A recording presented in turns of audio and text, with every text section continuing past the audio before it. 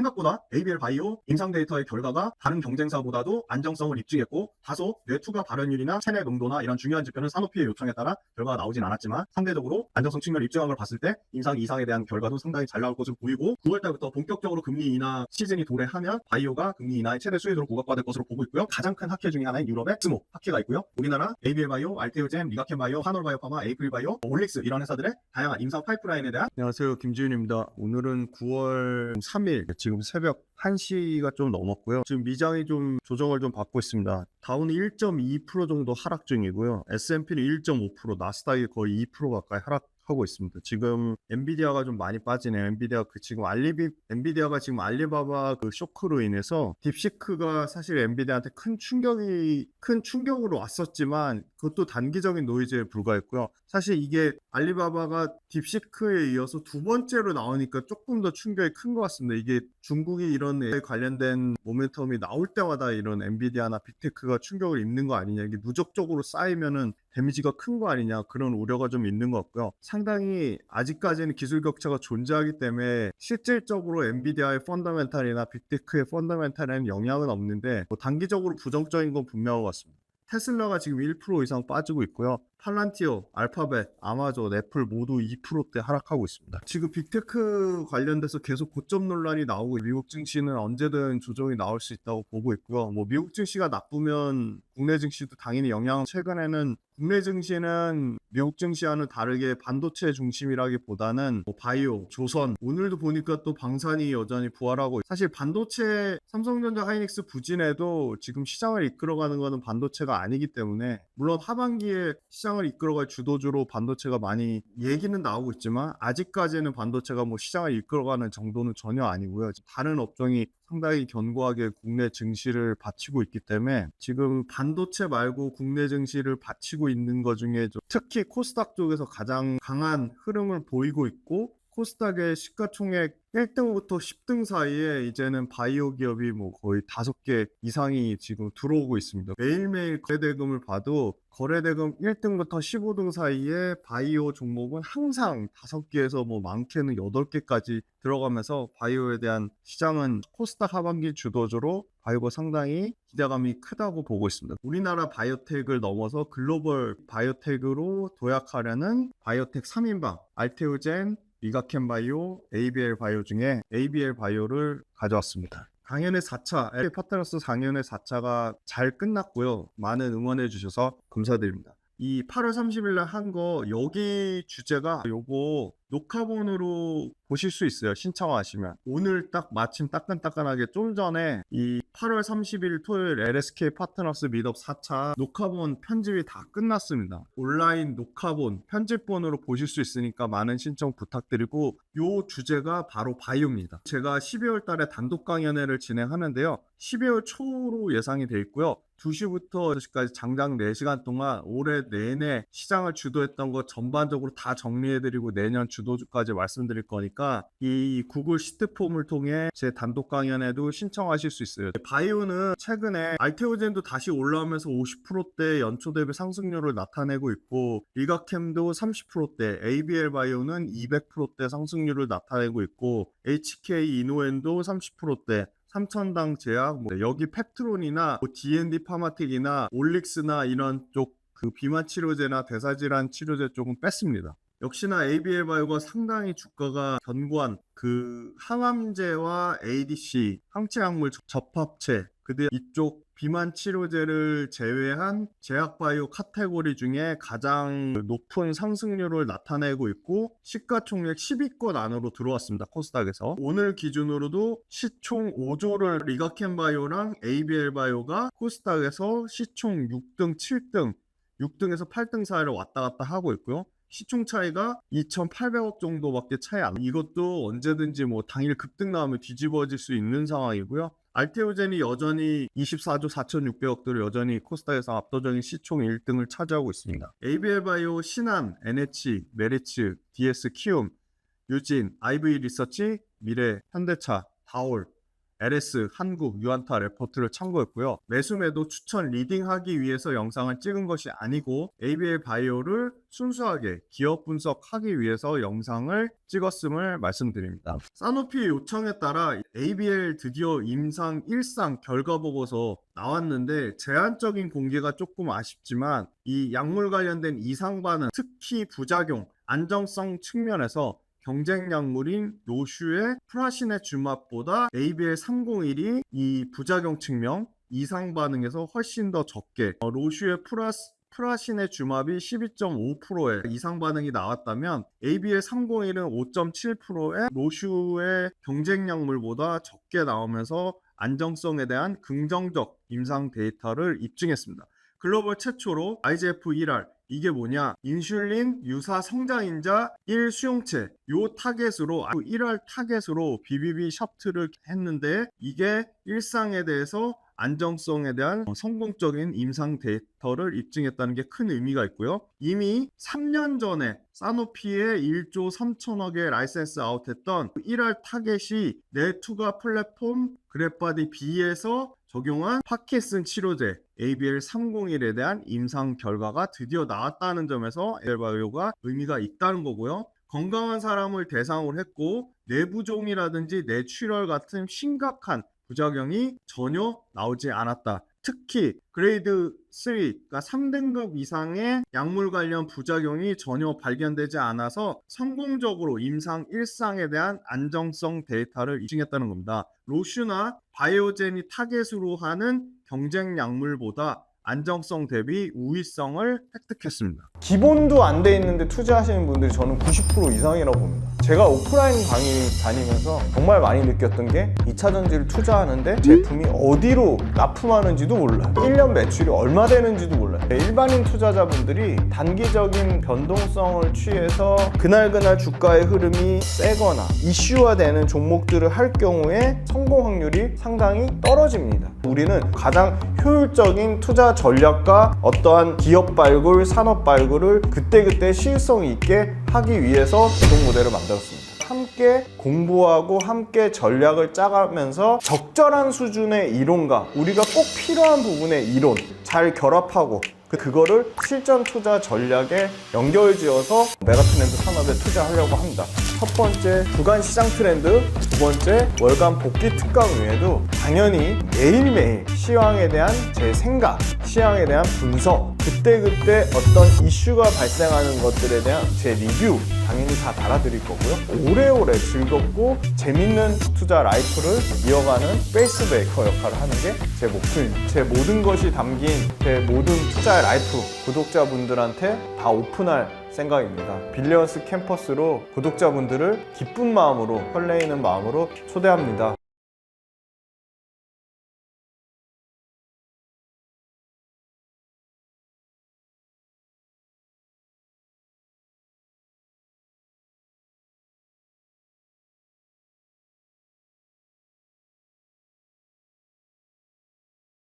가장 중요한 내 투과율이나 PK 관련 구체적인 결과는 사노피의 요청에 따라 아마 추후 학회에서 결과가 나오지 않을까 예상을 하고 있고요. 하반기에 사노피 임상 2상 진입 결정에 대해서 간접적인 근거가 되지 않을까. 하반기에 BBB 셔틀에 대해 추가 라이센스 아웃, 다른 빅파마와 논의 가능성이 충분히 있다고 보고 있습니다. 내년 초에 항암제 관련돼서 임상 3건을 ABL 바이오가 발표할 것으로 보고 있습니다. 4분기에 리가켄 바이오와 같이 공동 진행하는 ROR1이 뭐냐? 수용체 티로신 키나제 유사 고화 수용체 원입니다. 어렵습니다. 수용체 티로신 키나제 유사 고화 수용체 원인 ROR1에 대한 AC 임상 1 비상을 발표하고요. 내년 초에 001 담도암 이상에 대한 발표가 예정돼 있고 이상에 대한 좋은 결과 나오면 바로 조건부 허가 신청을 예상하고 있습니다. 내년 1분기에 바로 위암 1차 치료제 쪽으로 임상 1비 이상 결과가 ABL 112 파이프라인에서 발표 예정입니다. 하반기 알츠하이머 관련돼서 아밀로이드 베타가 바로 치명적인 알츠하이머를 유발하는 단백질인데요. 바로 뇌에 비정상적으로 단백질을 축적하는 게 바로 아밀로이드 베타고 바로 최매가 아니고요. 치매를 유발하는 단백질이 이 아밀로이드 베타입니다.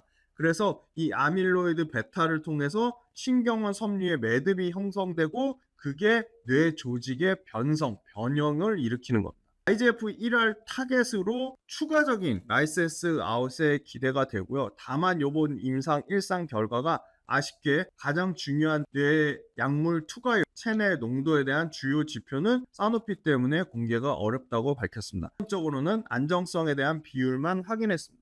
바이오젠의 심파넵과 로슈의 프라시네 주맙 대비 안정성 우위를 확인했는데 둘 다 이 뇌투과 셔틀, BBB 셔틀이 적용되지 않았기 때문에 BBB 셔틀에 대한 우수성을 이번 임상 데이터로 증명했습니다. 경쟁 약물 심파넵과 동일한 알파 시누클레인 타깃으로 진행을 했고요. 뇌투과 셔틀을 적용했습니다. 임상 이상 주요 지표에서 달성 실패했기 때문에 개발이 중단됐고요. 로슈의 알츠하이머 치료제는 로슈는 자체 BBB 셔틀 플랫폼을 이용해서 트론티넴 치료제 이름이죠. 트론티넴압이 요거는 바로 1R 타겟이 아니라 바로 트랜스페린 수용체 타겟입니다. 뇌투과 플랫폼을 적용한 로슈의 간테네루맙 변경 버전도 그 부작용이 해당되는 A가 84.6%, 주입 반응이 42%, 두통 38%, 허리 통증 27% 등 메스꺼움 19%까지 이 바로 뇌투과 플랫폼을 적용한 경쟁 약물 카네루맙도 많은 약물 관련된 이상 반응들, 소위 말하는 부작용이 다수 확인됐습니다. BMS나 아스트라제네카 등은 바로 레카네맙을 개발하는 바이오 아크틱도 바로 ABL 바이오의 경쟁사입니다.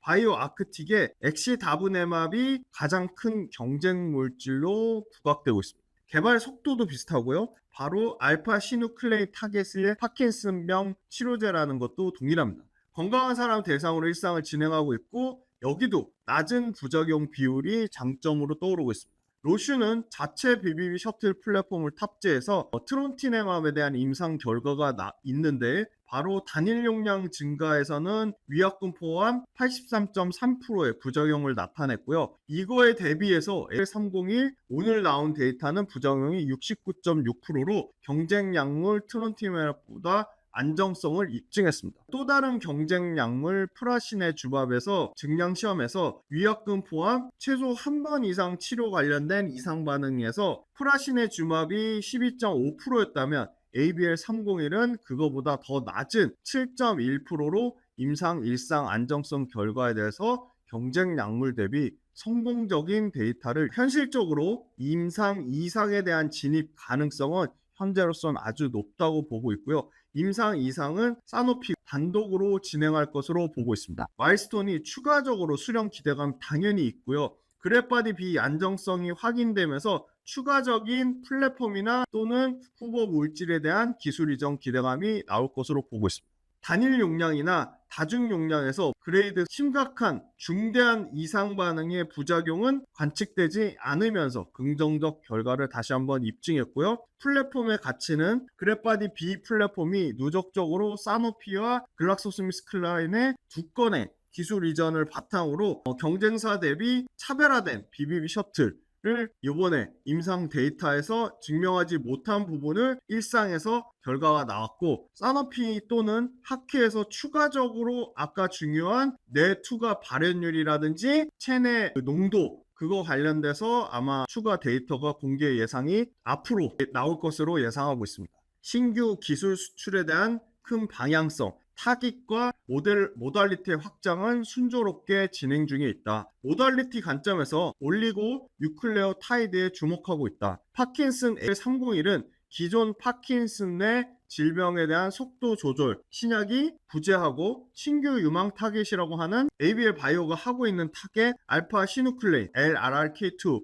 요거 관련된 각 리드 파이프라인이 경쟁사 로슈의 프라신의 주맙과 바이오젠의 VIIB122 모두 여러가지 부작용 관련된 이슈가 계속 남아있다. BBB 셔틀 활용한 파킨슨 신약 ABL301이 최초로 만약에 내년 정도의 유효성을 완전히 입증한다면 현재 파킨슨 매출 1위인 빅파마 BB의 바이알레브의 매출은 2030년 11억 달러를 돌파할 것으로 예상되는데 아마 파킨슨 매출 1위 BB의 바이알레브를 초과할 수도 이 파킨슨 치료제 쪽에서 ABL 바이오의 파이프라인이 블록버스터에 대한 성장도 기대감을 갖고 있다는 겁니다.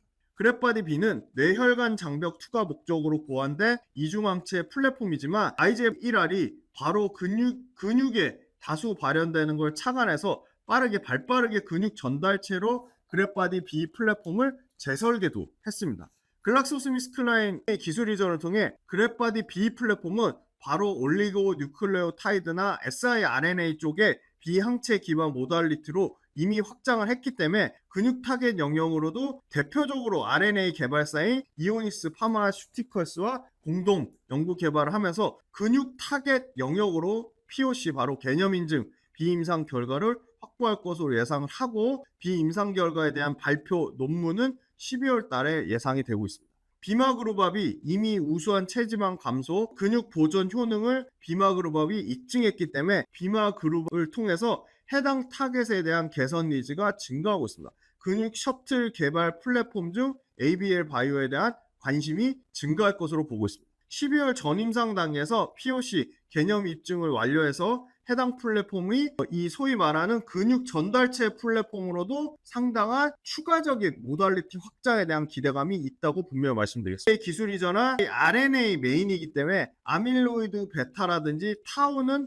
포함되지 않았기 때문에 아밀로이드 베타나 이 타우 같은 핵심 물질, 핵심 타겟 물질이 포함되면 다시금 대규모 기술 이전에 대한 체결 기대감이 ABL 바이오는 충분히 가지고 있다 말씀드리겠습니다. ABL 바이오 뇌투과 셔틀을 적용한 뇌질환 치료제 쪽 관련돼서 임상 비교해서 트론티네맙 로슈보다 301의 데이터 안정성 데이터가 더 잘 나왔다는 거고요. ABL 사노피의 1할 타겟이 역시나 프라시네주맙이나 엑시다브네맙이나 심파네맙보다 안정성에서 역시 우수한 데이터를 입증했다는 겁니다. ABL 301 임상 1상 결과 약물 관련된 이상 반응에서 다른 경쟁사 이상 반응보다 더 안정성 데이터가 나왔고 중요한 건 그레이드 3 이상의 치명적인 임상 부작용이 전혀 발견되지 않았다는 겁니다. BBB 셔틀 관련된 플랫폼 딜은 앞으로 추가적으로 훨씬 더 많이 나올 것으로 보이고 지금 현재 가장 강력한 ABL 바이오의 경쟁사는 바이오 아크트릭으로 보고 있습니다.